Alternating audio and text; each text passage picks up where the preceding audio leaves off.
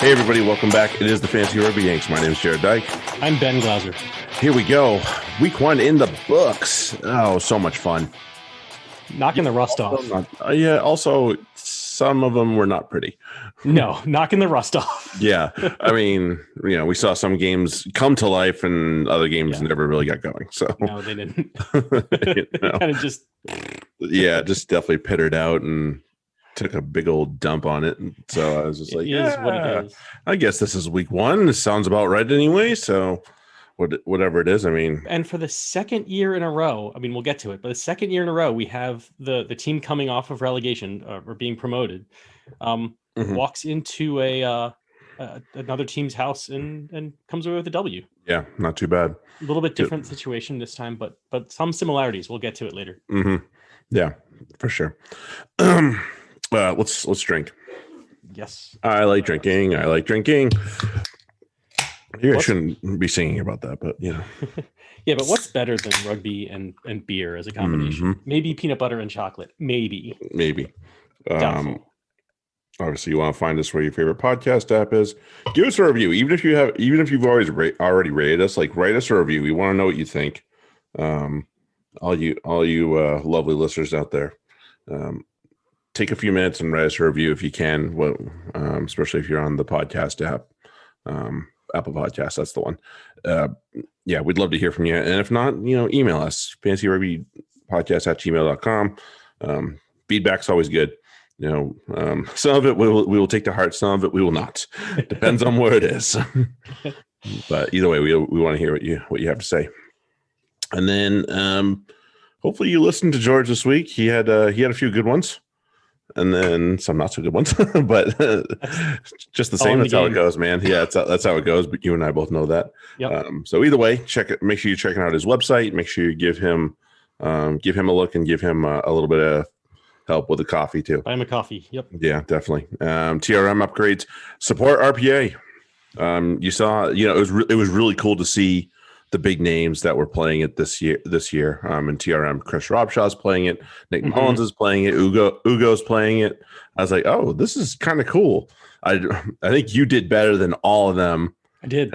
I did. I think I would have come in third on that list that they showed today. I was just like, okay, I feel all right about this. Yeah, feel pretty good about it. So that was, quite pleased with my week. So yeah, nice to see. Yeah, but nice to see those guys join in too. Yeah, for sure, because it only helps. It only helps. This is the reason that Ben and I do this is because we believe that we can grow the sport in this fashion as well as others, but. This is the way we can grow it because we've seen what it does to American sports. So we want to get it going down this road as well. Champions Cup FRD is not too far around the corner either. That'll be fun. Yeah, so it's going to be really wild. Yeah, it's going to be pretty wild with all the teams. Yeah, it's going to be pretty crazy. You have to learn some things. Yeah, you better learn a thing or two. Do a bunch of research because I don't really follow. We don't really follow so much, the top 14 or the pro 14. So it's. I mean, I keep track of it, but I don't religiously follow. Yeah, it's different. It's different to know the players too, especially from a fantasy perspective. How to get ideas about it, but. Yeah, well, I mean, we know the big names that are out there too. That's not a new thing. The trick to fantasy is not the big names. It's knowing the knowing the guys towards the bottom of the list that are going to get you points when you need them. Absolutely. So yeah, be on the lookout for our league opening up soon for the podcast league. We'll get into the CYL league a little bit later. Black Lives Matter, as always. Nothing new here. We are going to support this movement until we see some serious change here. So hopefully that comes at some point. But until it does, we're just going to keep banging that drum. Indeed. As you know, 100 episodes. I think we're 9 away. Plan on January. Pencil it in. Don't pen it in. Pencil it in. January 23rd. We're gonna do our 100th. Should be a fun time. We're gonna do something different. It's gonna be so much fun. We'll have a new president. That's cool. That'll be great. I'm not gonna lie about that. There's a lot of things to look forward to about the 100th episode. Yeah, no kidding, right?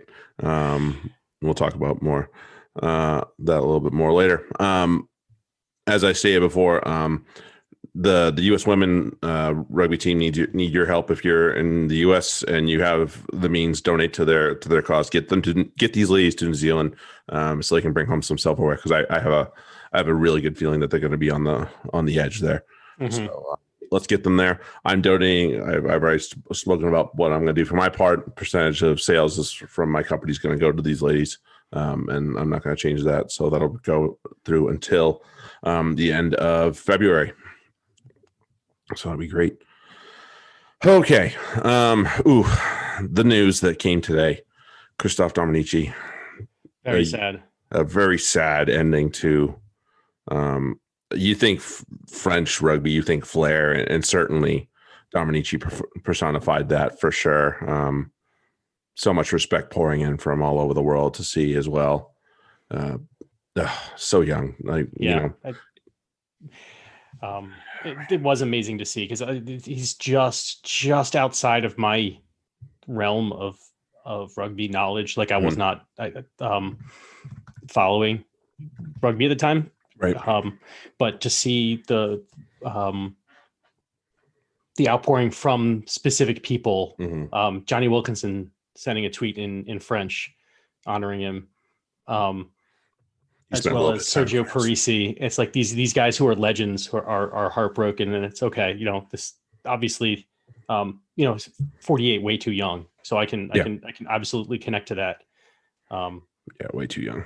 But yeah, obviously, and so well respected and well loved among the rugby community. That's a tough get to be at that level. So hopefully his memory will live on for a long time with his play and his style and the person he was, and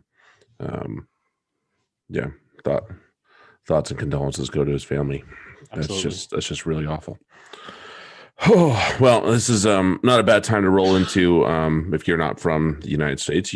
It's Thanksgiving this week, and Ben and I have much to be thankful for, especially after this past year, and you realize what you have and what you don't have, and how important the shit you don't have really is. It's like, maybe that's not so important, and the stuff you do have, and even some of the stuff you have, be like, yeah, maybe I don't need that either. So we have a lot to be thankful for. So in terms of rugby Thanksgiving, I'm personally thankful that the U.S. has had a player in the person that is Chris Wiles. I listened to his interview with Dallin the other week. He and I share a nickname. Yeah, I didn't know that. Really weird. I would say I'm the uglier of the two, so maybe I should have it. But whatever. It's just odd for a winger to have a nickname of Shrek. Yeah, sounds like Dallin gave it to him. Yeah, he was. That's how it works. Of course, the fly half fullback is gonna the slippery eel is gonna call the wing the big beast of a wing ogre. So it kind of makes sense. Whatever, man. He's so well spoken. He loved every minute of playing for the United States. And to me, for he was an expat. He lived here for about 10 years or so, and just as far as rugby goes, I'm thankful that the United States has had a player like him to go to bat for the U.S. and do a damn good job. I'm privileged to say I got to see him play twice. Yeah. So I'm lucky in that sense. Just once for me, but still a very memorable experience. Yep, it was a good one. Yeah. On my end, I got to say I'm thankful for Pat Lam. That's a good one. Bringing that, like the style that he's bringing to Bristol, whether or not they didn't pull it out in the end. Last year, pulling a double, but they still they still won European hardware, and they still way outperformed expectations. Where this club has 100%. Been, and how it's grown to where they are now is just fantastic. And it's an insult to others to just credit him, but he's the one who's bringing the style of play that's, first off, it's entertaining as fuck. So that's really, how I like rugby. I like it entertaining. I like when teams really attack. So that's, I'm thankful for him to bring that style and forcing other teams to respond to it. It's not just that he's doing it and that's it. He's doing it, and it's other teams had to step up and be like, all right, well, fuck. I mean, you have your Gloucesters who try it and just can't quite get it right. But they've at least been trying it. You have your Northamptons who are kind of in that same boat, although improving. But even Exeter now has stepped up their game and is much more expansive than they've been in a while. So, and Sale this weekend was pretty fucking expansive too. So good. Yeah. We're expanding rugby. We're making it more aggressive in the Prem, and I think that's a lot in response to what Lamb has done at Bristol. Yeah, I agree 100%. It's he's been a blessing to the league, really. Yeah, and then obviously as far as Thanksgiving goes, I'm obviously thankful for everything that I have. I have a nice house that's now just down the road from Ben instead of half an hour away, and a place that is comfortable and I feel like I can live in for a long time. And I have a family that supported me starting a business, which can make you batshit crazy, and I kind of was for a long time. So, I'm definitely for you. You're already there. So, yeah, I was definitely on the edge of it already, and that pushed me towards it. So, yeah, as far as good old fashioned Thanksgiving, I am very thankful for the things I have and the people I have in my life, including the guy that sits across from me once a week on Monday or Tuesday. And yeah, back at you, bud. I mean, we've got to, we really, as much as we if you notice, we don't talk about things that we need for ourselves. We speak on behalf of others because we are blessed, both of us, and we recognize that rugby is a complete luxury, and that we should be thankful to have, and it brought us together, and so many other people. So, and our personal lives are, especially with the pandemic, we neither of us can complain. We're provided, as far as I know, completely untouched. All my friends are okay, no family affected. So we're both we both have a lot to be thankful for here. So 100%. In all seriousness,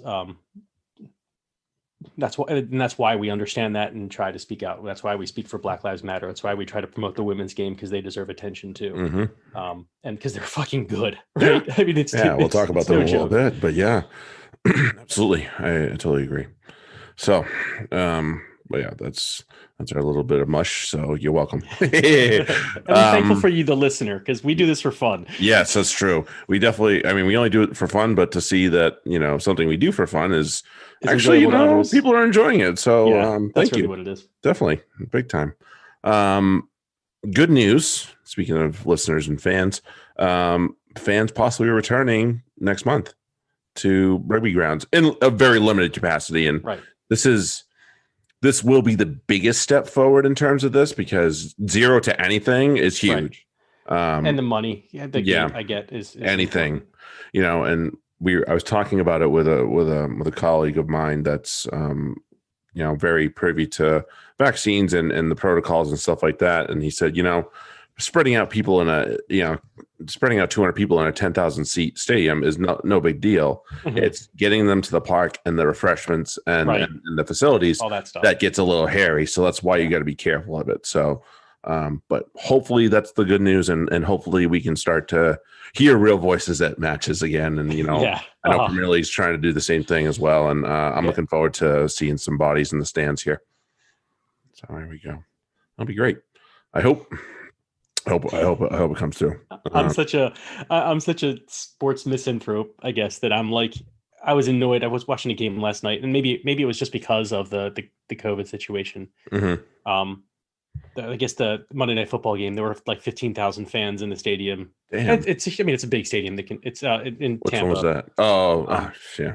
Well, Florida's like the Wild West right now. Exactly. So, so I don't know if I was annoyed at the fans by the noise, because I was just like, just let me watch the game, or that I was just gruff because there shouldn't be fans there right now. Because not in that state. No way. So no way. So I either way, I was annoyed by the fan noise. I'm just putting that out there, but that may have been just my natural reaction to those people being together. Mm-hmm. Shit, you watch movies from like even a couple of years ago and you're like, why are they all touching each other in public? So maybe that's my yeah, right. Maybe that's where I'm coming from. You watch shows on TV like you can touch each other. Oh yeah, this is film. Yeah, sorry. Shit. I remember when that was like that, but I'm scared of that right now. So right, I know it's just a little hectic. It's a little wild right now. But it's good for Prem that they can bring fans back and have that in-person experience again and get some gate. Yeah, some of these teams definitely need it. Yeah. Sure.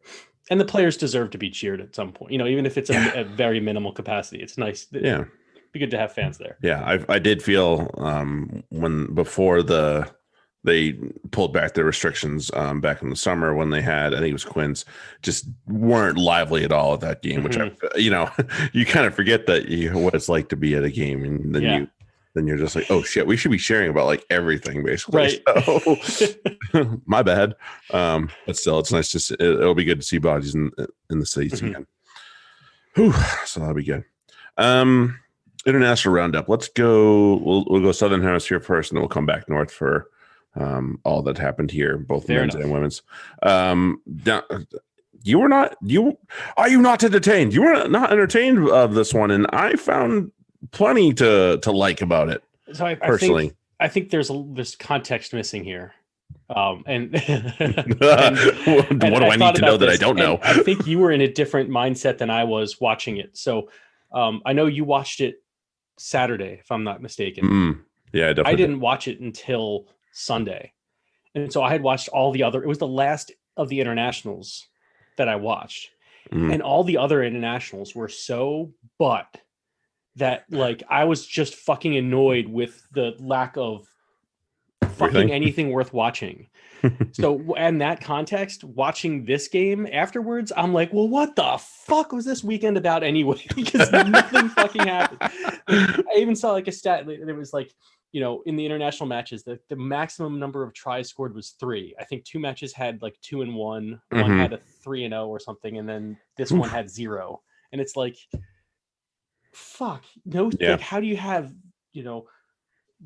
320 minutes of rugby and have only like 9 tries scored? Like, that's just a shit weekend, and there should have been a lot more scored because fucking Wales should have lit up Georgia, and they didn't. That's sad that they didn't. I will say that and fucking France Scotland was somewhat entertaining, but still, like, the tries weren't there. It just it was hit and miss. It was like kind of Worcester style.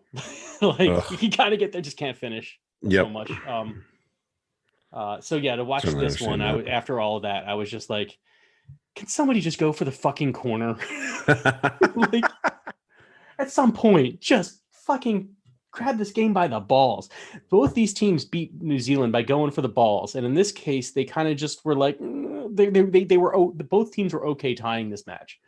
And that's disappointing. Yeah, the way Jake Gordon jumped out of it, obviously, was he at the point that he gathered the ball, he's like, I cannot lose this match. So right. No, that was I don't blame him. Yeah, no, that was the thing to do at the time. Yeah, I'm always one, like, when I can win the game, I'm never one that I want to kick.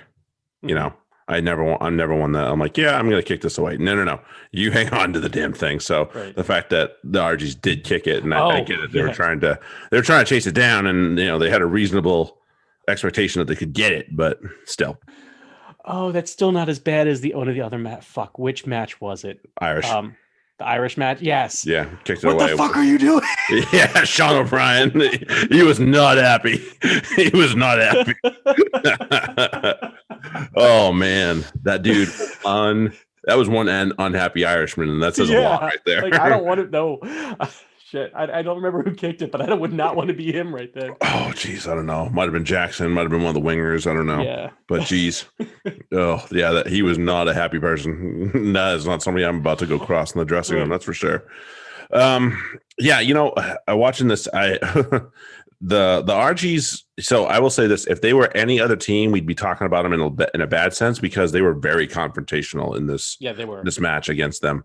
But they were looking to put Australia off their game, which they did. They did. I don't love this style, but at the same time, it's obviously got them some results. They're also probably not super tuned into their skills yet, so they gotta do what they gotta do. They kind of won that first match just on balls alone. Pretty much. It's hard to back that up and maintain that because. Fuck, what do you think? What are you thinking about yourself? Like, shit, we can do this, but no. We have to make sure we can do the little things first. And that's really what it was. There was in this match, a lot of the forward crash, back play, maybe forward crash, kick.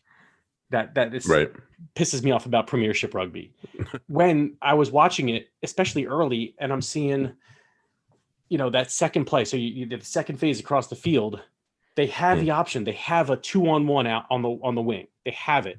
Correct. And instead of doing that, they hit the forward pod and just crash into these guys. And it's a slow ball. And then the other team has a chance to reset their defense because they're international level players. Right. And they set up for the next phase and nothing. And so it's just like, they're not really attacking. They're not taking what's in front of them. They're just kind of playing a system. And I just, or a set plan it's totally annoying. And that kills it. It's just, when I see multiple 2-on-1s or 3-on-2s in a row that just go unused, I'm like, what the fuck am I doing watching this? Like, I want to see the fun. I want to see them use that because that's what's fun. Yeah. I will say that Dave Rennie made the wisest move possible when he pulled Tupou. Tupou was a red card waiting to happen. He was hitting everybody. Like, I don't care what somebody did to you at the bottom of a ruck. They're going to get you if you're the reactor. Don't do that. But that's what you said. Argentina were trying to do that, and they were successful on Tupou. Yeah, Tupou is the Australians' Kyle St. Clair. Yeah, but now that's great, and that was in a way they succeeded because they got Dave Rennie to pull him. Yeah. Oh no, that was perfect. It worked like a they chart. knew. I would want knew him off the field. Hell yeah. Or not paying attention to running. Like, I don't want him thinking about running the ball down my throat because he'll do it really well. Absolutely. Yeah. And, he was definitely off his game. He threw a pass. I don't remember whose noggin he hit, but I was just like, that was, that's bad. It was the hooker. BPA. Yeah, but it worked out. It actually worked out well because I think the Australia were able to field it up the field because it wasn't a knock. No, it wasn't. It was off his dome. Yeah, it was actually a pretty smart play by the prop. Ended up working out. Worked out better than if he had given it to hands. So yeah, I think BPA was going to get lit up if he gave it hands. Coach that move. Yeah, good luck with that one. Look, hit it in the face, the ball will bounce past them, and then you go gather it. Yeah, great. I'm sure the person getting hit in the noggin is not going to really appreciate that. Take one for the team. How much do you love your guys? Wait for it, right? Yeah. I do know that Matera is probably going to see some disciplinary action for that little hair yank on BPA. So just be careful. Yeah, they crossed the line a couple times. Like I got your text about Tupou being a dick, and then when I saw it, I was like, yeah, he was a dick, but they were all being dick. Like it was just they were just dicking around with everybody. So 100%. Yeah, he just kind of joined it. Like he didn't rise above it. He kind of just joined. He got sucked into it. Level. Yeah, he got sucked into it for sure. So well done for Argentina, but it only got him a tie. Like I would have much rather them played it straight and played some expansive rugby and won it or lost it than. Yeah, I'm not sure what it would have got, but yeah, it's also not a good look too because like you just got everybody's attention and everybody wants to love you, right? The world wants to see what you can do to back it up, and then you come out and you're getting kind of like punchy and hair pulley and shitty, and it's like. I'm sure Ledesma's gonna rein him in and say, "Hey guys, we got to be better than this and do other things better." Right. I'm sure. I have no doubt about that. I don't at all. How about Autumn Nations? Apart from the Johnny May try, is there anything we need to talk about? Not really. You know what? I will say that the Billy Burns chip that resulted in the Ireland try was also good. But no, that's it. They were all Billy Burns. Chips and kicks and scampers. Other than that, it was decent attempted open field rugby, but in the end, just one-up hits. Like nobody was really like setting the edge of the defense. No one was running a hard unders line to to separate the outside from the interior. And so it's just guys running into the guy who was responsible for them mostly. It got kind of, again, physical as fuck. So entertaining in that respect, but no, we're good. We can move on. Red Roses putting together a hell of a comeback. Shocker. A lot of people turned that match off from what I understand.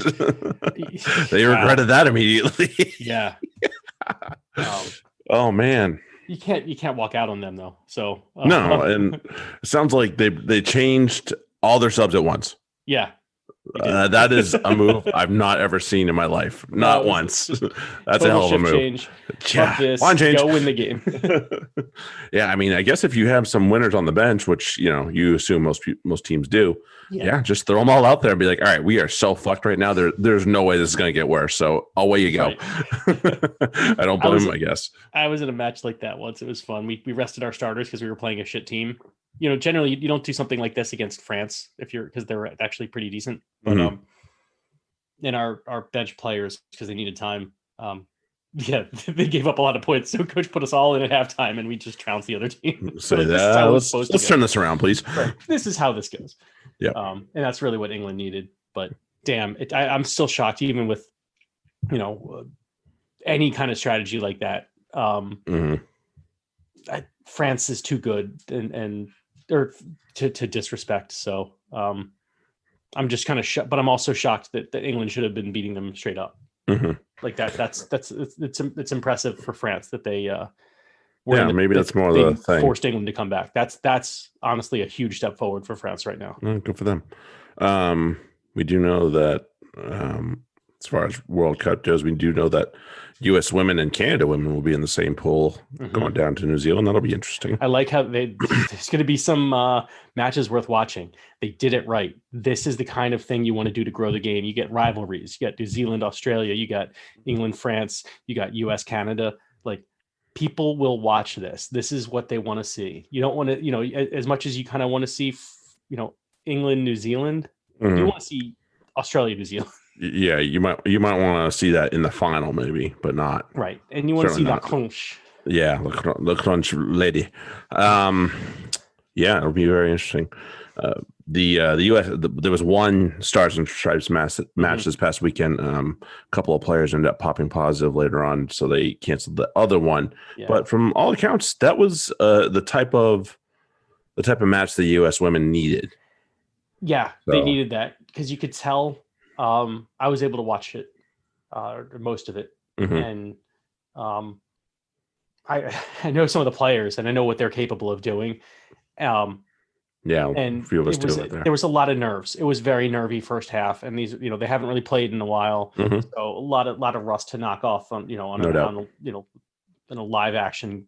But they really fell into it, and some good offloads because the problem is that, and even Rob Kane said it himself, they're all taught to, play physical, but physicality won't win you the game as much as if using space and getting the body out wide. Physicality and space is what wins, not physicality in a phone. In tight, that you don't need to do that anymore.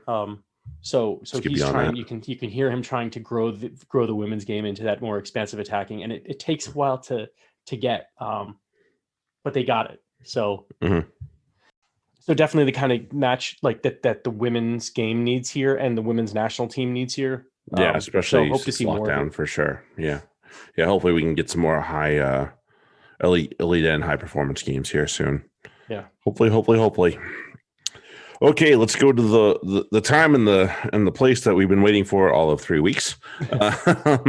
The Premiership round 1 for the new season. Exeter, Sam Simmons show. That's it. Yeah, I mean he's the number 1 overall pick for a reason. Yeah, or he should have been. Oh man, dude can ball. Yeah, he's in tight in space. He's scoring tries. Yeah, I mean, people talk about he does belong in the England team, but it's more of a who's your out and out 8 man if Billy goes down, right? Sam Simmons is a goddamn good replacement. Last time I looked, I can't figure out Eddie. So whatever. Saracens fans don't think ill of me. I think Billy at this point's overrated. I'm not that high on Billy anymore. Oh, I mean, he's not nearly as productive. Be Eddie's guy. He's Eddie's guy, but he's not productive. He's not doing what wins matches. No, like but he's always going to be Eddie's guy, and that's just how it is. So it's just disappointing because Sam Simmons is he's 10 times the 8-man that Billy is right now. And that's hard to say for me, right? It's really hard to deny, though. It really is. Right. It's really hard to deny. And that's kind of why even the 25 that Eddie named for the panel, I'm looking at the back. I'm looking at the forwards first off, and I'm like, there's a decent amount of dynamic forwards in there. And then I look at the backs, and I'm like, there's not really that much dynamism here. And I'm just kind of disappointed by it. Well, we'll see. Fucking Simmons, Sam could just add so much to that team. Yep. It's unbelievable. You're going to get an argument on too many people. Yeah. I don't think you get too many arguments at all. On the other side, though. Yeah, Quinn's were quite disappointing. His opposite number, too. Big time, position for him. Hall's in a 9 in fantasy. I mean, and basically doesn't show up. Mm-hmm. Yeah, it's, and make no mistake about it, this match was close. And then Exeter busted it open. I stopped watching about 20 minutes to go. That was the wrong time to stop watching. Found out later that was the 20 minutes I needed to watch. Yeah. I really, it's hard to deny how good Exeter are, obviously. It's just, there's so much going on right there. And they rarely did not put a foot wrong. They really didn't. No. They controlled that match. There was no real question. I mean, there was question maybe, towards, later, at some point early, but not by halftime. Not really. It was it was only 7-3, maybe 10-3 by then. Yeah. But Quinns just didn't, you kind of had the feeling that Exeter were just kind of lean on him enough to put it away. So, and they eventually did. Right. And then over to the other match Friday, Sale Northampton. Sale I didn't watch till this morning. Yeah, Sale controlled for the most part, and Northampton fought back valiantly. I say it before, I'll say it again. The Sale team's better when AJ McGinty's at 10 and not Rob DePria. I love that man. But good God, I try. The double dummy. Somebody said that was his college nickname. But first off, like to my point earlier about the forward pod, then backs. The whole work up to that try, and some other ones that Sale scored. This is going to hurt, but Sale played a very impressive, expansive game here. McGinney. It was off a kickoff. And was it Northampton had just turned over their entire front three, and the Saints ended up knocking on the kickoff. Sale got it back themselves, and ran a phase or two, and then it was AJ doing his thing, and he beat one of the props who just came on the field. He beat. He knew it was in front of him. Yeah, absolutely. He totally knew it was in front of him. I think it was. Yeah, it might have been. He's like, "Oh, you're a prop, and you just came on the field. You're not stretched. You're not ready for this. I'm all lubed up, and I'm good. I'm going to burn you." Yeah, and he did. So great spot there, and 100%. Also the what was it? The Dupree try, the Dan Dupree try. DDP, yeah. That was off of advantage. Start with the break, yeah. How many times do you see advantage in the inside the 22 where the 10 will chip it as a pass? I mean, you saw the Saints do it once. Yep. How many times does it actually work? Oh, it doesn't work that often. Right. But instead, AJ takes it and uses the ball, passes it wide. And it was Solomona who almost scores. And then a few wide phases, forward crashes later, that was the Acker pops into DDP. Right. And that's the wide ball I'm looking for off 9 too. Like if you're going to go off 9, this This stuff that goes right into the two strong guys sitting next to the ruck is just dumb as hell. That's just ramming your head against a wall. That doesn't make any sense to me. Right. So, there's a smart way to do that. That's what I Exeter are appreciate. very smart about it, but most teams just don't. Most teams can't get it right. No. So, then has to be said. Acro try. Yeah, I know. Jeez. What a move. He is very good. What a move. He's very good. I will say John Ross continues to piss me off. Yeah, that's what he does. Yeah, he's just an asshole. I'm surprised that or was it that one? There was one I think in there that should have been a penalty try. I think it was one of the later ones. Should have been off of a maul. Sale came in offside and then took it down, and it's like, okay, those two things. Saints are already driving. They're going to score. That's easily a scoring. You stopped a scoring play. Literally stopped it. Should have been a penalty try. I think Sale ended up getting it off a turnover in the lineup. I thought Matt Proctor was the best player on Saints. I'm not going to argue with that. Yeah, definitely putting in a shift. So was Nick Ezekiel on the field? Oh, God, he was definitely a ghost. I have no idea. No idea, man. No idea. Let's go Saturday. I see his name in the lineup. But... yeah, nobody knows where the hell he went. He definitely disappeared. Let's go Saturday. We'll start with the guys that came away with the goods up at the Rec. Newcastle Falcons come back to the league and they get back in the win column immediately. Good on them. Showing. Yeah, they should have won this match by a lot more. Yeah. They really should have. Bath are good. Like let's make no mistake about it. Bath are good. There's a reason they went as far as they did last year. And it's not because they're bad. It's because they're good. And yes, even with their guys away, especially their front row, their backups aren't fucking shabby either. No. And they still have a hell of a 9-10 now, and Mercer too coming back. Like they had a lot coming at this, and I think it was just they couldn't get themselves going. No, they had issues here and there. Their attack, but their defense was pretty solid. Newcastle were just very, very good for a first match. I mean, and the liveliness with, especially with that, what turned into I think it was the second Graham try. I appreciate something like that always. With the click line out and just, hey, let's go. And the recognition of it's our line out was very good as well. Like some people would have been waiting for the touch judge to point away, and they knew it was there, so they just said, "Screw it, let's keep going, okay, let's go." And they kept doing it. So good on the Newcastle boys, and Dean Richards will be quite pleased with that result right there. Should be very much. Yeah, maybe not with Connan's leg. No, he needs to improve, or Toby Flood needs to get it if he's on the field, because as terrible as Toby Flood is going to be for the majority of this season, that's the one thing he can do quite well, and that's put the ball through the posts. So good on the. You're going to have him on the field. If you're not going to use him there, then have it be Burrell and some other player. I mean, I'm sure Orlando will get a run. There'll be a few guys that get a run. Tom Penny can shift forward into the midfield from what I know as well. Okay. So, there's stuff there that they could use. And then did the right team walk out of the dressing room at Welford Road, or did we see things? If there's something that can be learned from Sale, it is if you're a struggling team, buy yourself some Safas. Because they found a couple.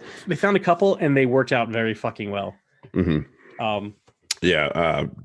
Jasper Vies being the one that comes to mind, and along with Van Vick. Tout, I thought, as much as you were kind of shitting on him a little bit during the match, he actually showed really well. He was impressive. He was a lot better than he was last season, and I know it's only 3 weeks ago, but shit. Right. Jared absolutely put the mush on him. He texts me and he's like, Tout hasn't done shit. And then right after that, he just blows up. It's like, I think he's okay. Well, now you figure he heard me. I don't know what to tell you. Yeah, that's how it goes, man. As good as Leicester was, this Gloucester team cannot get out of its own way. No, I mean everybody was talking about the back line that's all over 30, and it's like, oh, they're cagey. Well, they can't fucking move. So let foot back line. I mean, Atkinson's got some feet, but after that, I don't know, man. Like, Banahan, Yeah. He doesn't look heavier, but he put on weight after the offseason. Banana hands. He lost the momentum. That's why he's got to get going again. And 12 Trees is 12 Trees. He's out. That's how he's sluggish. That's how he's always been. Yeah, that's not a new thing for Billy 12 Trees. Woodward just he was not good. Poor, so very poor. Yeah, extremely. Yeah, he was not good at all. And frustrating. And then the forwards, Ludlow getting the shit knocked out of him didn't help. Yeah, I will say, that was not helpful at all. I will say, was it Hansen that ended up eating that yellow card? Yeah, it was. No, it was James Garvey ate a yellow earlier. Nope, Freddie Clark had the other yellow. Okay, fuck. How's Garvey? Wait. Garvey was just bad. That's what that was. That's why that was that. He was bad. He didn't get shit. No. So James Hansen had to eat the yellow card along with Callum Green. I will say this right now: if I'm James Hansen, Callum Green's lucky. That's all that happened. If you reach up and grab for my boys, like a fist, a knee, something, there's very little that's going to get me to react like that. That is something that's absolutely going to get it done. And when they say, the referee said what he said, and I'm like, I think you're being very nice to Callum Green, because if you saw where he was reaching for, whether he was trying to grab it or hit it, I have, people do that in the bottom of a ruck, and I will start fights with that. I don't care. I will start throwing bows. I will make sure that you don't walk away from the field. And and that wasn't even that, like, he didn't really, he shoved him away the best way possible. Like, it was just use your push with the foot. Right. But I got to say, so I think, but I also think it was fair that both got the yellow. I think that was, that's fine. I think it was officiated correctly. Unfortunately, it should have gone. I think the penalty should have gone the other way. The final penalty should have definitely gone against Leicester. Yeah, because that's just egregious. I'm sorry. I don't like the retaliatory. You're the second penalty, so you get the penalty. I'm going to reverse the penalty. No, give the original guy the yellow, and then the yellow for the retaliation. But that's it should be the original offense that started it. That was bad. The penalty in that case, because that was, Callum Green was not. I mean, like there. You go back to like when Farrell's hanging on to CJ Stander. I am doing exactly what CJ Stander's doing with Farrell. Like, I am getting him off my leg in any manner possible, because he shouldn't be doing that to begin with. The referees aren't doing anything about it, so you left it into my hands. So I have to get free from this guy so I can go get in my defense. Because you see in those other matches, guys are throwing, and they're not throwing fists. They're smart about it. They're throwing their like forearm down. Like, would you have been okay with Hansen just reaching down and throwing a forearm down? That, like, he'd have to go all the way down. No, just give him a little bit of a toe tap and just shove him away. Be like, you're done. Space and the situation. Yeah, be like, I'm not letting you grab me at all. Get away. Yeah, Green gave him no choice. So kind of bullshit. The way it ended. Sucks for how it ended, but well, yeah. Look, on Green, still. Lucky boy. You are a lucky boy. That's all I know. Leicester look a lot better, and we'll see if they can continue to improve. The combination of Zach Henry and Diaz Bonilla at 10. Diaz Bonilla obviously not away with Argentina, as I thought. My bad. That turned out to be quite a good combination for them. So good on them. So we'll see. We'll see if that back three looked dangerous. Yeah, Potter, Van Vick, and Stewart had some runs. Yeah, good on them. Good. Yeah, not too bad for them.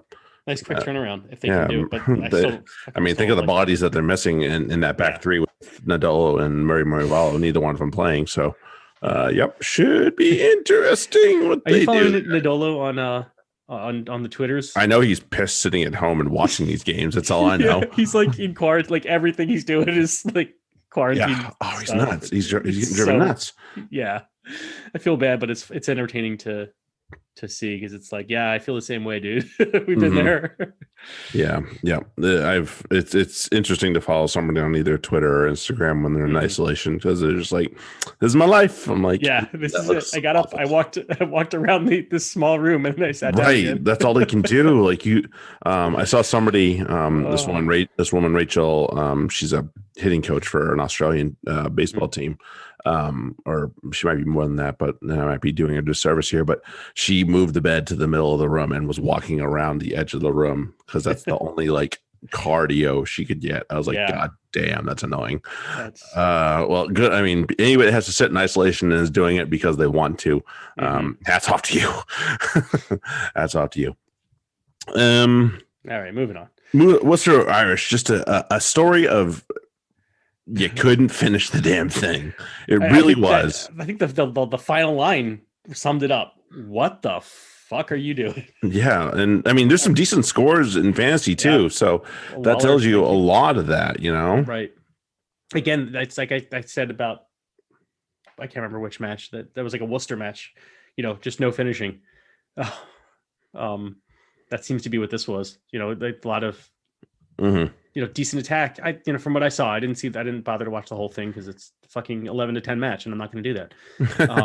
But from what I saw, it wasn't like it just wasn't finishing. Like they weren't quite working out. No, there were plenty of breaks from both teams. Yeah.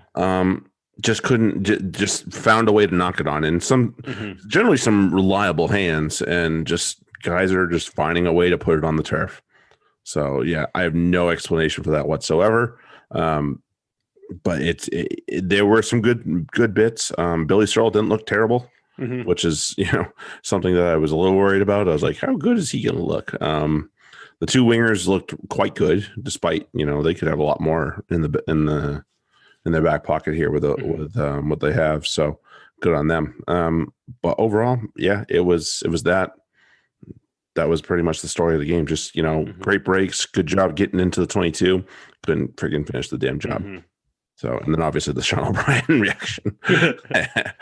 Oh, bother. Oh, well. Let's go Sunday. This was way more entertaining than any of the other games on Saturday. That's for sure. As expected. Yeah, right? I know. Everybody was kind of looking forward to this one. Took a while to percolate. Right. They had to find themselves a little bit, but once it got going, it got going. Absolutely. Yep. I totally agree. Brad Shields coming off early might have done Wasp a favor.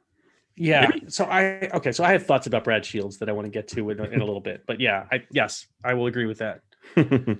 Yeah, big time.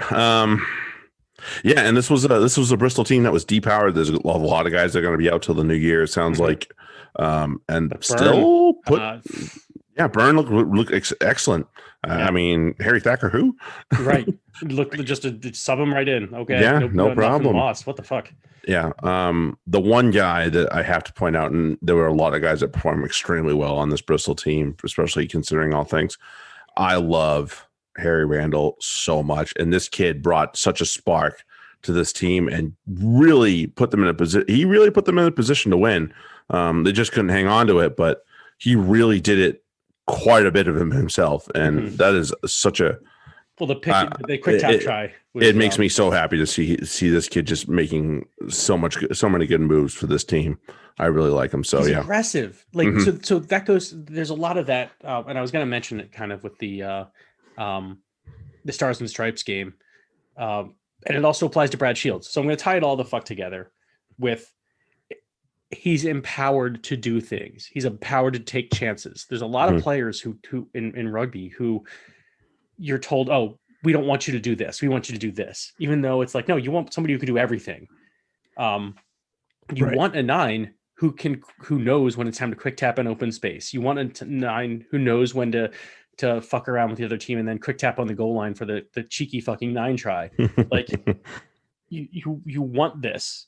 But you don't always allow players to make mistakes trying it out. If somebody does it too many times, you're like, oh, he sucks. And it's like, no, he's just trying something, or she, let him try it.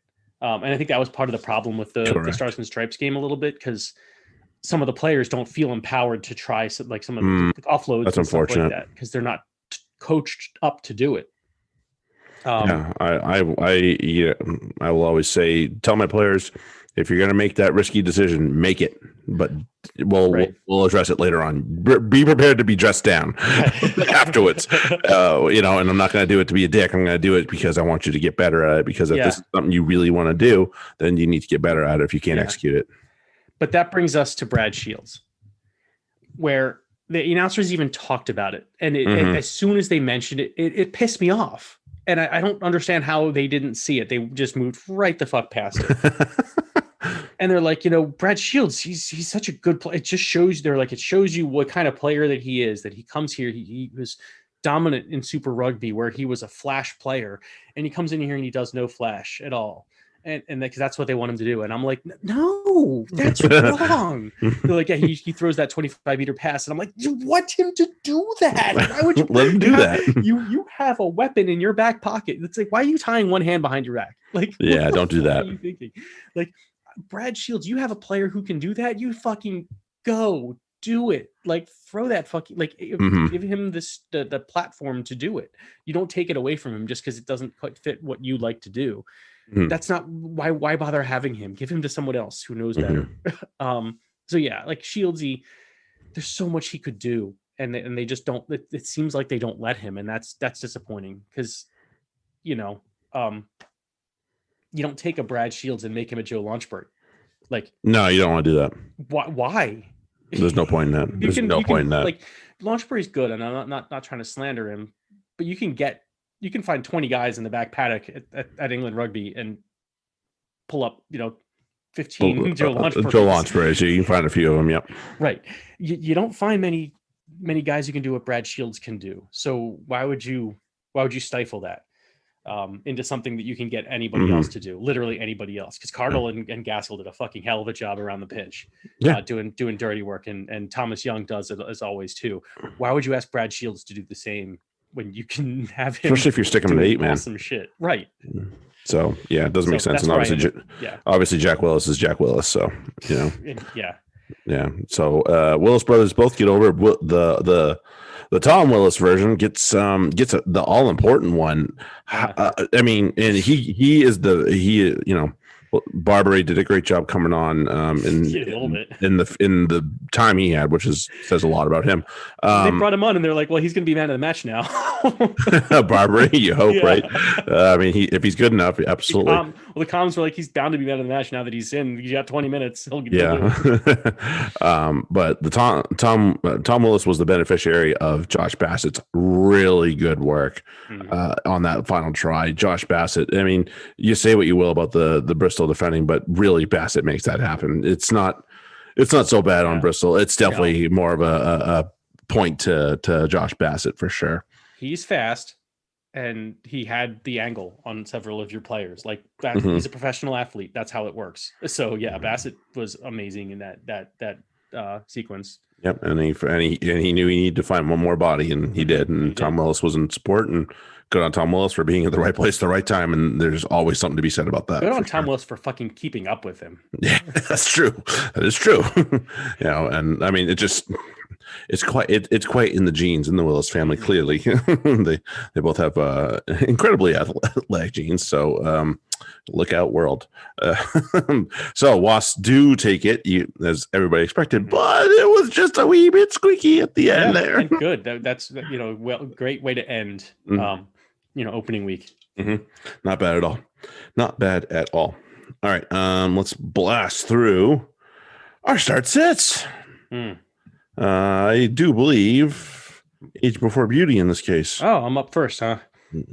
All right. One moment. We're going to Newcastle hosting a match in the going up to the Kingston.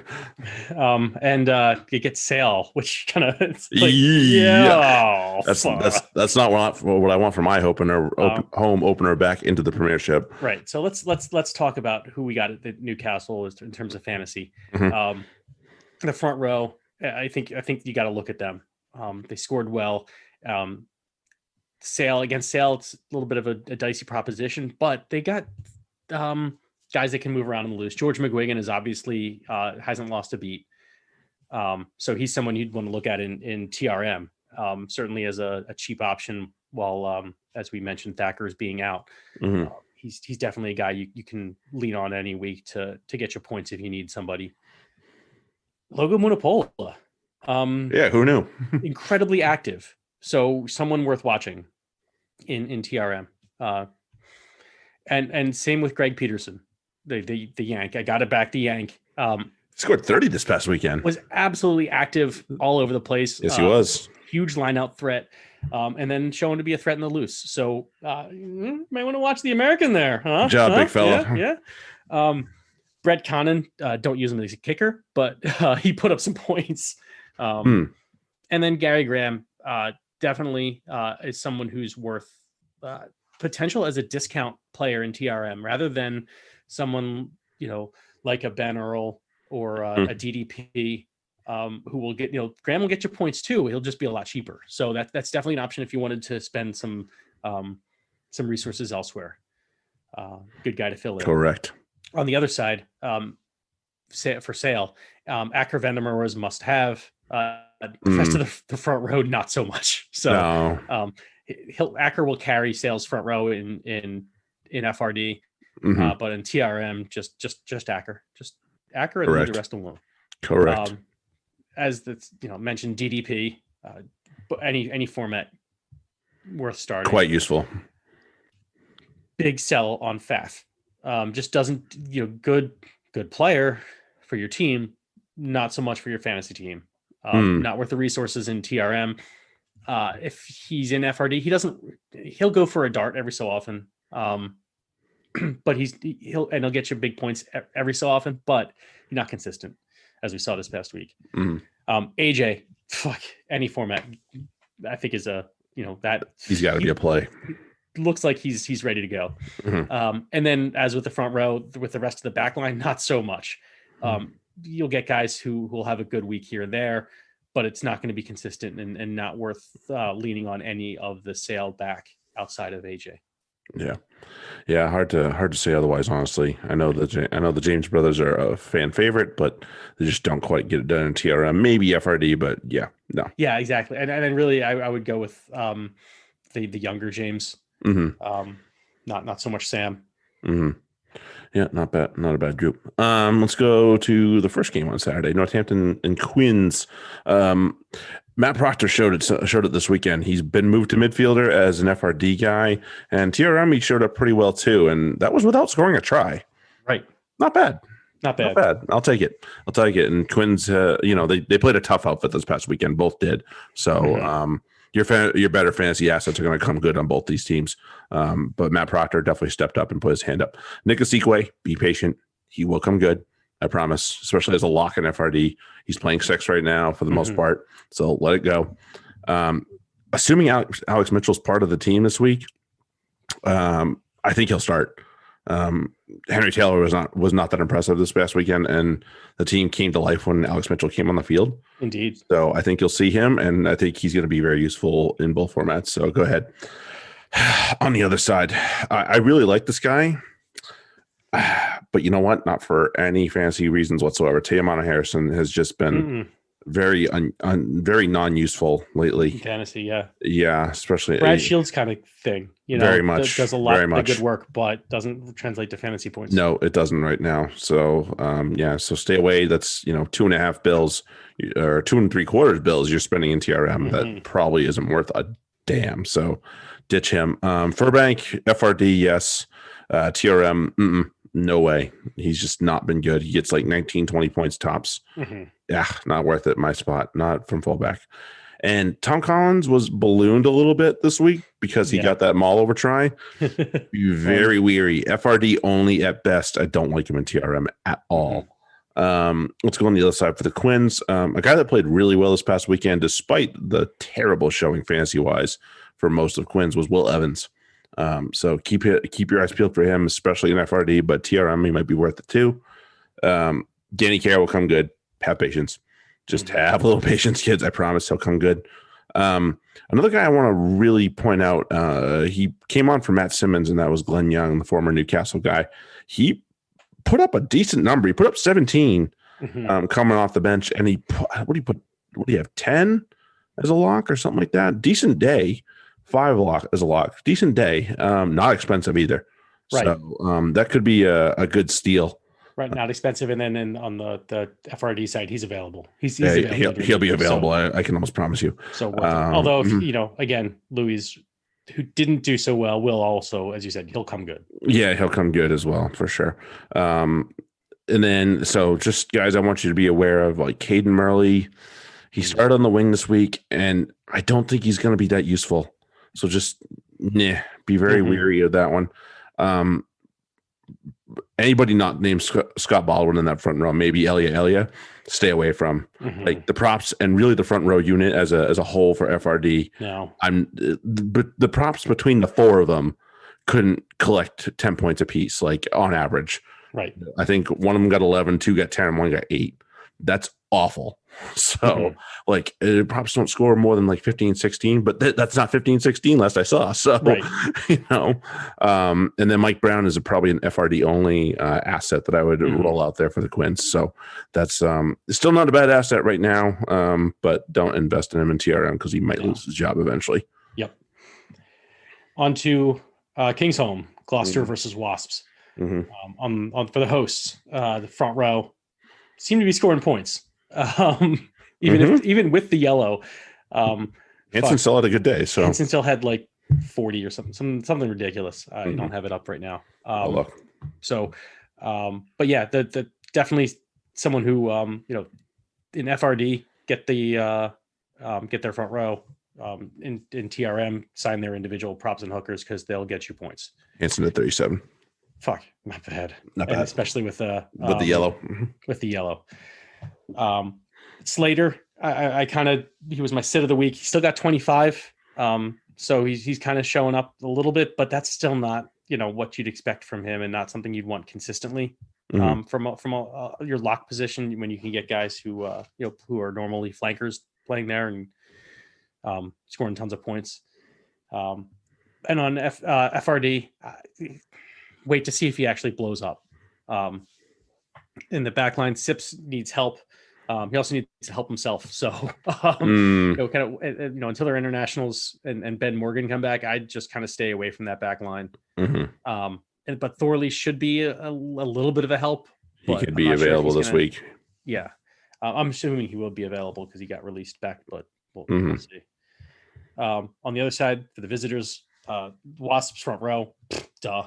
But not TRM. Don't bother with any of their front rows in TRM. It's fucking weird like that. Yeah.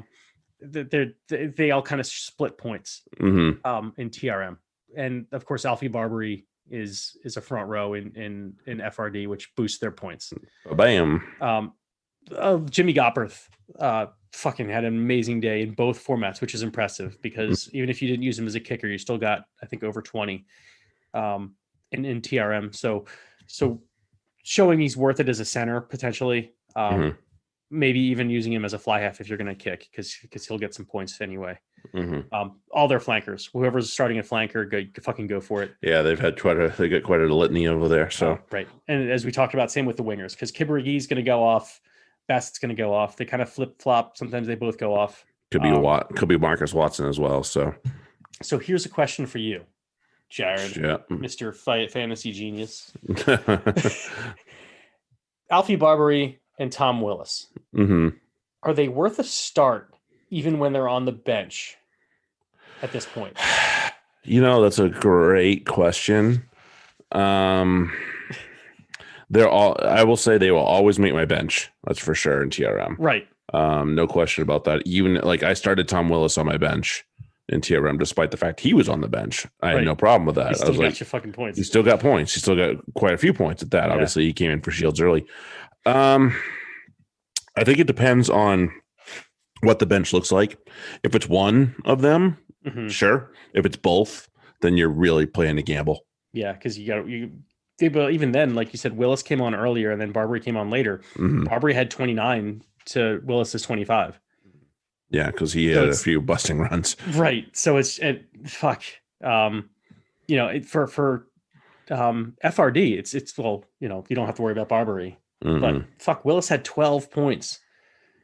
Yep. That's a huge number for Jack Willis had 15 and he played the whole match. So that kind of gives you the perspective there.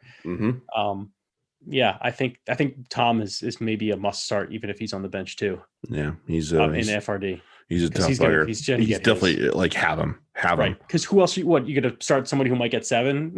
Like, That's the difference. What are you really going to do here? Yeah, what's the difference, really? Don't know, man. Don't know.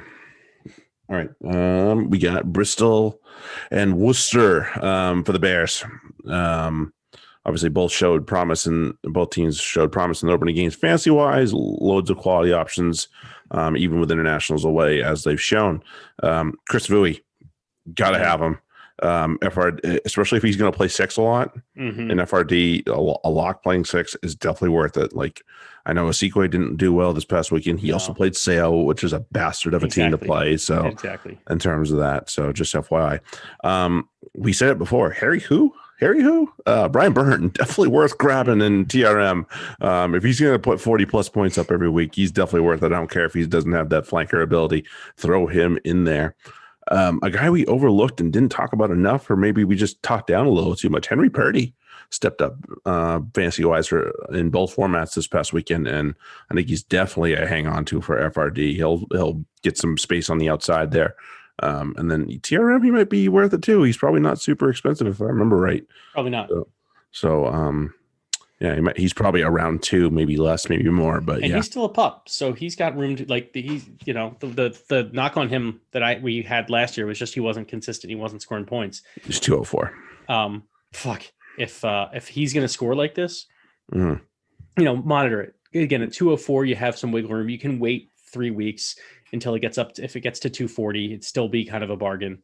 It won't, but that's, if he's performing well, it'll be worth it. Right. I'd say, I would set the line at 215. If he gets over 215 and he's still performing, give him a look. Yeah. Before he gets too big. Him.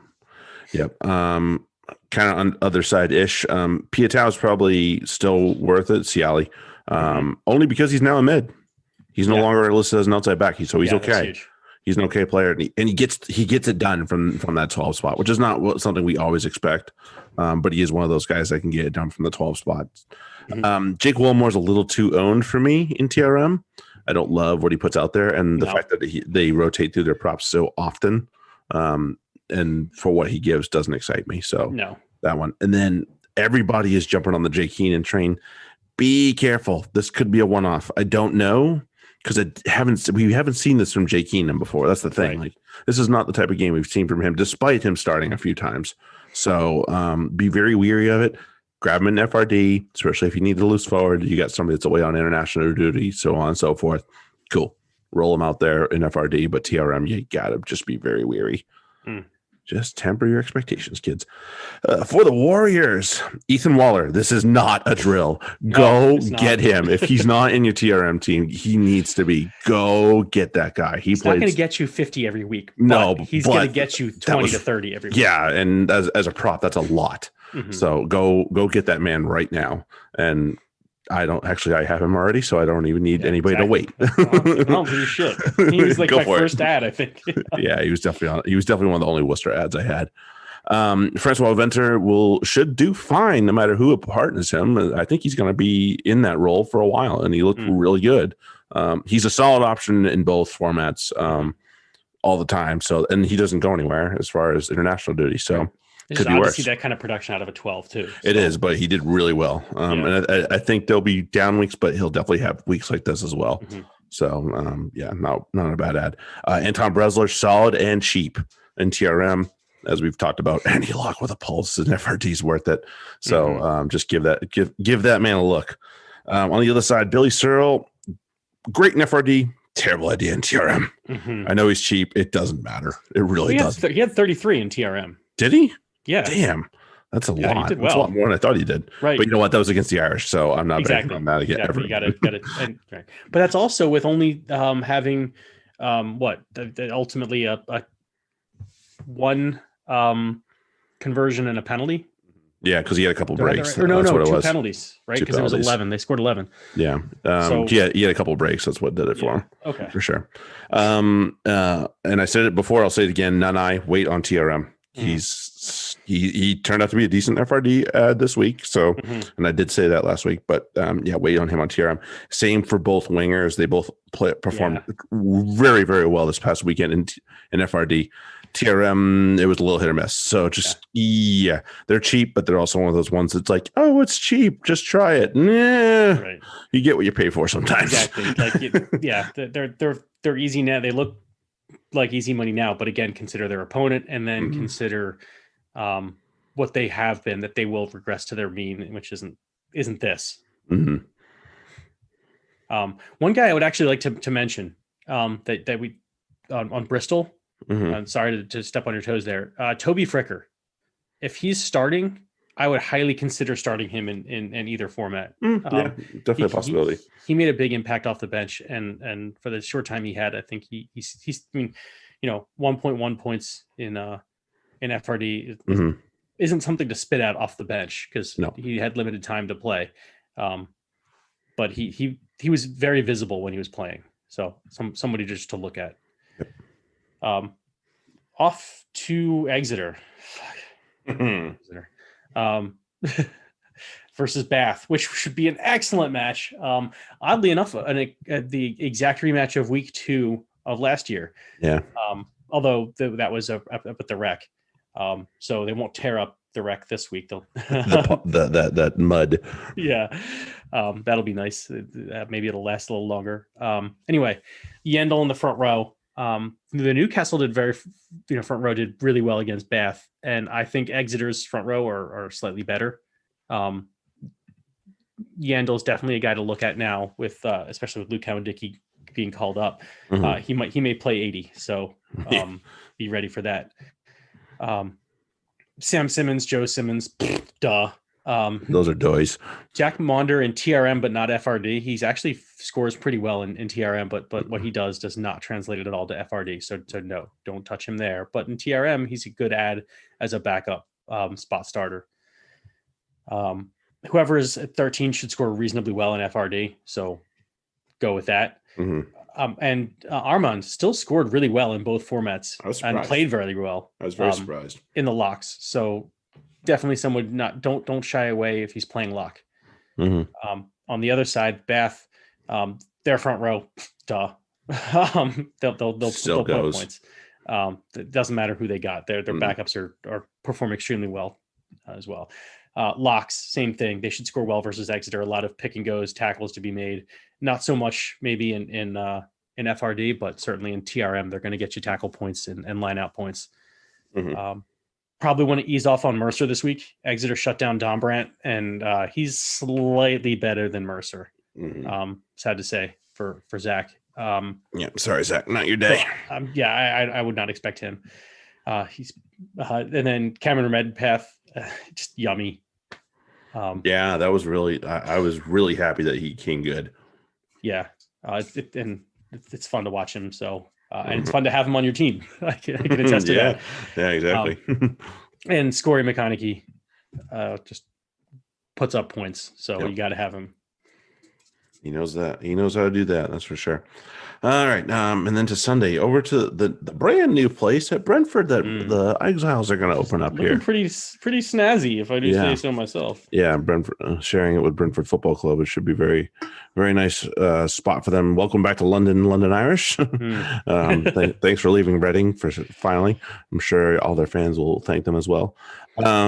They did pick up where they left off fantasy wise, though. They surrendered bags of points to Worcester players, and they got some too, but they definitely surrendered a bunch. Leicester looked very improved, as we talked about all their new toys doing the job. Van Vick, he knew where the try line was with the Hurricanes and in Super Rugby. It hasn't changed, so it's valuable in both formats. He didn't have it so much at the end of the last season, but he's figured it out in the. It took him a little time to settle down. Yeah, which is natural. I think it was good that he had that time. The Wizard, Harry Potter.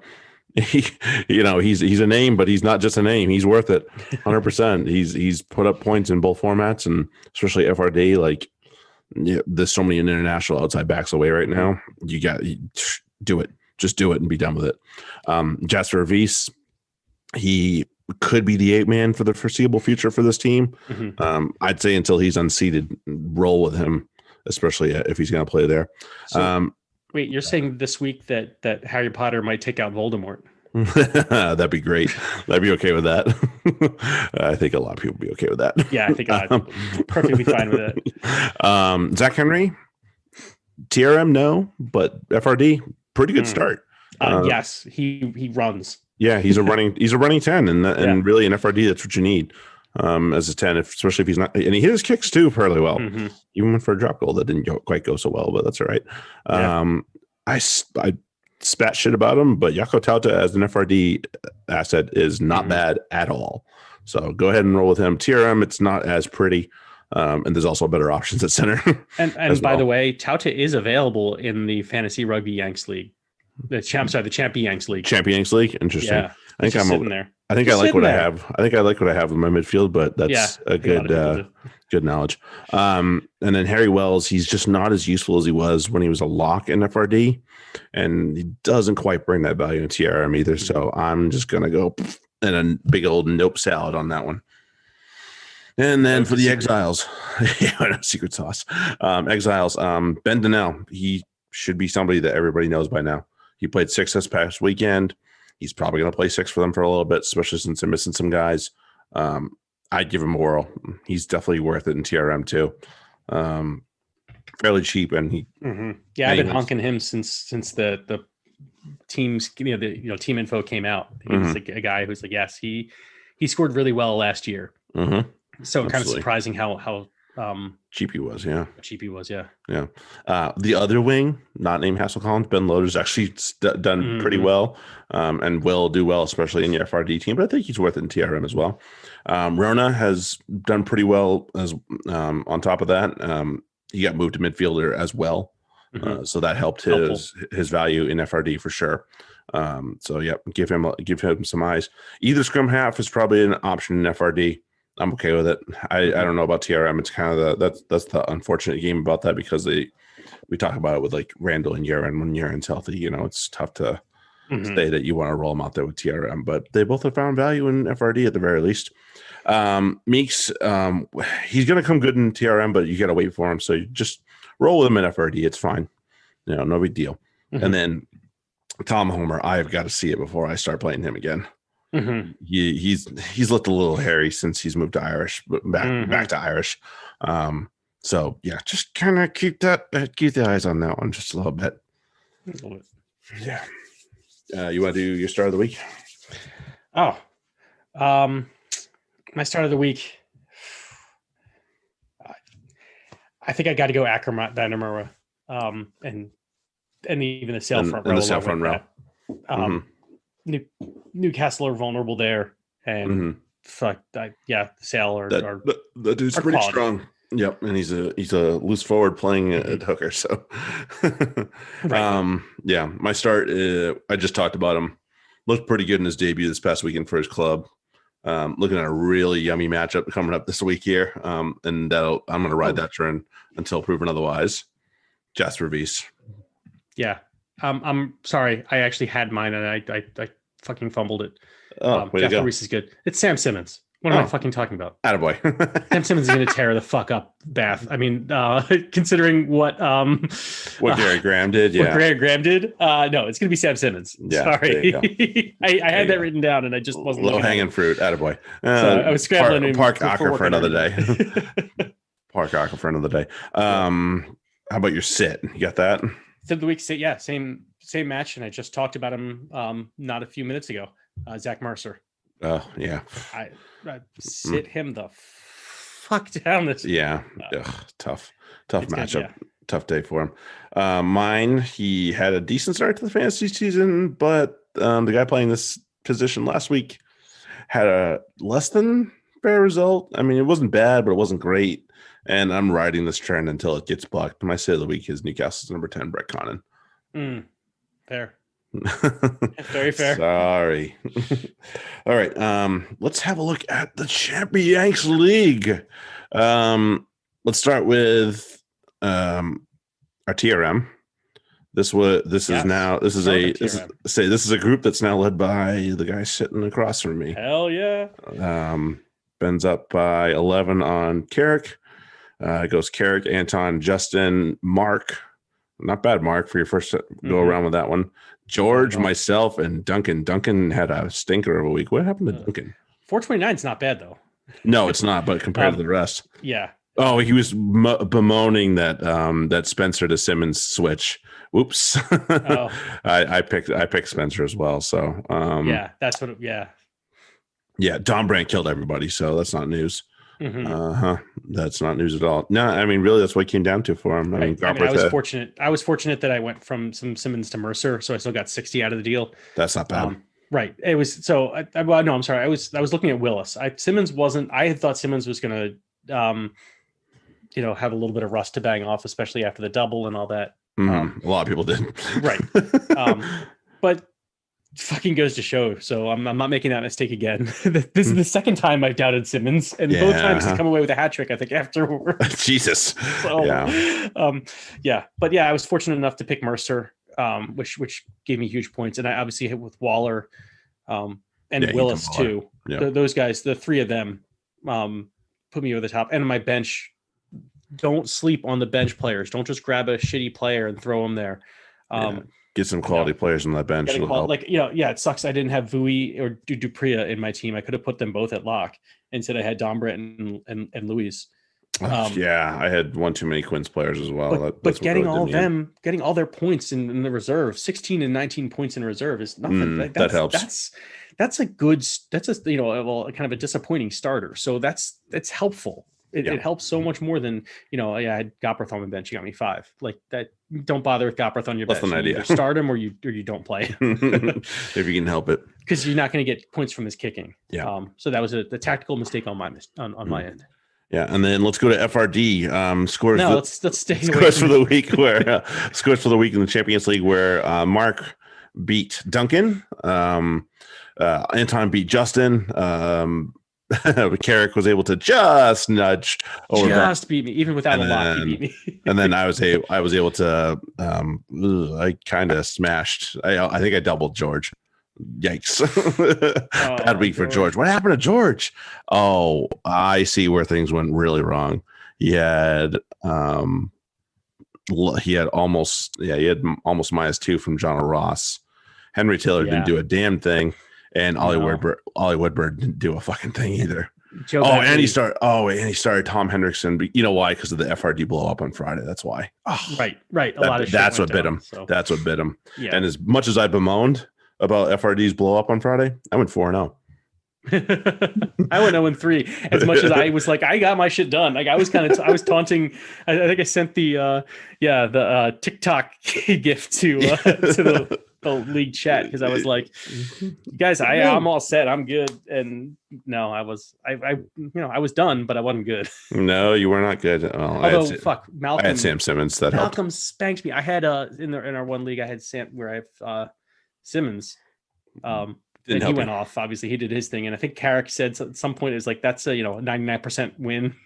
Yeah, you were the 1%. I was the one less than 1% to get snotted because Malcolm just rolled me. Yeah, as much as Sam Simmons will do it to you, I had Donnell with 10. I had Gloucester front row with 15.5, 15.7. I had Henry Purdy with 15.8, and I had Rory McConaughey with 16.1. Yeah. Rory McConaughey didn't score either. So that's pretty good. Sign me up all day for that. So it'll be an interesting week. And I got hosed by Danny Kerr. He had a bad day. Eating a dick. And then honestly, George Furbank going out 7 minutes in. 7 minutes in. That did not help at all. Didn't help me. No. So just some poor scores there. Although everybody else kind of did what I expected. So a little bit of, and I only lost by 4. So not bad. A little bit of difference there, and things go my way. And this week we have I'm taking on Carrick. George and Ben are going against each other. Duncan and Anton are matching up, and then Mark and Justin are going at it. So we have a couple of we have one matchup of 2 undefeateds already. Not that says a whole lot because we're only one in, but so we'll see how that goes. Should be fun. And then obviously next week we're going to draw the Champi-Yanks Champions Cup FRD League for order and conferences. and we will draft next Saturday as well. And yes, Ben and I will likely be doing a live show then, as you'd expect. People like those. I don't know why. I like them. I like doing them. So I like doing them, but I don't know why people like it. Like that's usually one of our more popular downloads for the year. But beats the shit out of me. People talking to maybe people want to talk about what not to do. Right. Well, hey, yeah, that's exactly what it is. It's learn from our mistakes, or hear what we have to say, hear our analysis, why we thought this was the right move, or what we what we're pissed about, what we were obviously trying to do. Yeah, of course. Someone else swoops in. Of course, George helps too. Just because we told George that I wanted the Bath front row, and he swoops in and takes. Yeah, way to open your mouth, dum. Oh man! All right, we'll see how this goes. Let's go to pick 'em. We were dead even. Thank you very much, Worcester, you assholes. Let's start with Kingston. Oof, sorry, Sale, Newcastle Sale. Yeah, Sale, absolutely. Sale. No question. Oh man. Northampton and Quins. Taking the hosts. Yeah, I am too. I was leaning that way. I thought they looked improved. They did against Sale. So against Sale too. You got that's a tough outfit. Yeah, because exactly. Here's the thing: they put up 23 against Sale. Mm-hmm. Like forget that they lost so much, because Sale like as we talked about, played really fucking good rugby, and scored a bunch of points. Mm-hmm. Saints did that against that defense. There's a lot to like about what Saints did. Hopefully, maybe they figured it out. So I'm going to ride them. Yeah, maybe they give them the benefit of the doubt. Turn the corner, as it were. Right. Gloucester and Wasp. I got to see it from Gloucester before, so I'm taking Wasp. Couldn't have said it better myself. Yeah. Skivington's got something to figure out with that club. Mm-hmm. Bristol and Worcester. I'm going to go with Bristol. I know Worcester looked a little bit better, but Bristol looked really good in the loss. Yeah, there's no. Wasp are so much better than Worcester, and Bristol, again, like you said, looked really good. So, and Worcester did not. So I'm going with Bristol, especially their host. Yeah, no question. Exeter and Bath. I'm going to go with the Chiefs. Yep, no question. And then, geez, am I about to do this? London Irish and Leicester. Am I going to be picking the Tigers? I'm doing it. I'm doing the Tigers. Shit. Hello, Leicester. I'm taking Leicester because hello, Steve Borthwick. And the Safas. Mm-hmm. Yeah, that's helped them for sure. So annoying. They're good. I know. It's all right. The old heads are going away. Like, what's his face is gone now. The not Cole, but the other one, the friggin' other stupid fat prop that was kind of a juice head. But yeah. Anyway, moving on. If Mike Ford gets fired, that'll make my day dance. He's gone. That's the one. Yeah, he's gone. If Mike Ford Cole's gets fired, I'll dance. Young still has no neck. I know he's missing a few other things besides. Although you know what, that we learned the trick. If you want to go no neck, or if that's the if that's the body you were born with. Be a cami shat and that's true. Young. Yeah, that's true. Get your hair long. It frames your head. It makes you look like a human being, as opposed to whatever the fuck that is. He's missing some hair up there. Right. All right, let's go to international scene. We'll go down to the Southern Hemisphere first. Kiwis. Yeah, same. They're going to be so pissed. They're going to be out one of those blood. Like, and Argentina could be missing Matera. So yeah, what I need to do is not go on the Twitters on Saturday morning.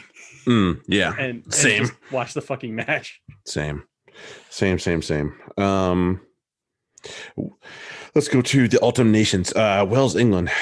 I mean, England, right? Because Wales struggled with Georgia. I know they named it a depowered lineup, but still, they just struggled with Georgia. Like, come on, that's bad. But it's a depowered lineup. That still means you play fucking rugby, and it still means you open it up and not just like. I don't understand why these teams feel like they have to beat Georgia at their own game. Just play your fucking game. Yeah, you don't. Like, what are you doing? You're just trying to prove a point? Like, stop. Right. Just play your game and stop being dumb. Right. I will say this, and this is in a reference to the likes of Pivac and Fozzie. Anybody that's calling for an international coach's head in one of a World Cup cycle, wake the fuck up. Yes, it's disappointing your team's doing poorly. Isn't the ultimate goal to win the World Cup? Yeah. Like Eddie had a really bad year, if I'm not mistaken. I think it was year 2. They were awful, and they got to the final. And Wales are still without. They're still, even when they're at full power. Look, they have Chris Harrison, who's not bad. I'm not going to knock him. He's a very solid player when you use him right, but only when you use him right. You're thinking Scotland. Oh, fuck. You need Tom. That's where I am. Scotland there. I'm thinking who am I thinking of with Wales? That they're playing over fucking Tomo. Unless Davies? Tomo's hurt. Yeah, Davies. Like Davies I don't know. Is the other one. There's a couple others. Why the fuck? Either way, where the fuck is Tomo? Yeah. That's my question. Like, if all the guy does is fucking score points, fucking use him. So I think maybe he's hurt. I'm not sure. It's me. But that's the only question mark I have for PVAC right now is what is his selections, not so much their performance, because they're performing about as well as I would expect that team that he's named to perform. Right. But I don't know why he's naming not his best team. Because again, and yeah. And then the last two, I won't even make us. France, Ireland over Italy and Georgia. Yeah. France and Ireland over Italy and Georgia. Yeah. Those are going to be ugly. As much as ugly as they may be, that's probably going to be the results. All right. Well, we're going to be tied going into the next week too. So yeah, that's c'est la vie. We've had those weeks before. It's all right. Yeah, Champions Cup's going to make it fun because there's going to be a lot of separation that comes from those weeks. I bet. I know we're only going to have 4 of them, but it's still going to be fun. So there'll be some separation there. Okay, this was fun. Yeah, but until next week, enjoy the Ruggers. There's going to be plenty of it. Our American friends, happy Thanksgiving. Be safe. Don't be stupid. Enjoy your time. Make sure you're smart afterwards. Please. Yeah, please. Like the next couple of weeks, you're okay potentially. Like Jared and I are again being smart about Thanksgiving. My mom is having it. It's just the 2 couples, me and my wife, my mom and stepdad. We've been quarantining for 2 weeks and more. There you go. Before this, so we're good. But be smart after it because there's going to be so. Did you see the fucking videos of the plane, planes that are in the air this week? Yeah, it's ridiculous. And then I think Canada's numbers really had a nasty spike after their Thanksgiving, if I remember right. That's Canadian Thanksgiving, which isn't nearly what American Thanksgiving. No, it's US not. Thanksgiving is. No disrespect to Canada. It's just not what we do. Yeah, it's not the same as what we do here. Right. Fuck. And then Christmas is going to be another one. This is going to be a tough month here. Few months for the US. So keep guys, your shit together, kids. In this country, especially places where it's big, which is fucking everywhere now. Just be safe and smart. Yep. Please be smart, guys. Other than that, we'll catch you guys next week. Enjoy the Ruggers. We're going to pick that FRD draft next week. It's going to be so much fun. Other than that, we'll talk to you guys next week. Have a good one. Later. Cheers.